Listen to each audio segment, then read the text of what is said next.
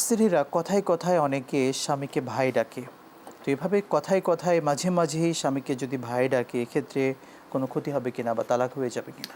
হাদিস শরীফে এসেছে রাসূলুল্লাহ সাল্লাল্লাহু আলাইহি সাল্লাম স্ত্রীকে বলেছেন, সে যদিও কোনো দিক থেকে তার ভাই হয়ও, তারপরও তাকে ভাই বলে ডাকবে না। এটা নিষেধ করেছেন। কেন ডাকবে না সেটার কারণ রাসূলুল্লাহ সাল্লাল্লাহু আলাইহি ওয়াসাল্লাম ব্যাখ্যা করেননি। তবে কোনো কোনো মানুষের, কোনো কোনো এলাকায় মানুষের কথার মধ্যে যে কথা বলে যে আরে ভাই, ওরে ভাই, এইভাবে এটা বলা কথার কথা হিসাবে বলা যেতে পারে। কিন্তু দুঃখ করে, যেমন স্বামী অসুস্থ, তখন দেখা যায় কখনো কখনো স্ত্রীরা বিলাপ করতে থাকেন, তাকে স্বামীকে ভাই বলে ডেকে বিভিন্ন কথা বলতে থাকেন, কান্না করতে থাকেন। এটা নিষেধ করা হয়েছে। মোট কথা আমরা এই শব্দটা অ্যাভয়েড অতএব করব। স্বামীকে দুঃখে হোক সুখে হোক ভাই বলে সম্বোধন করবেন না।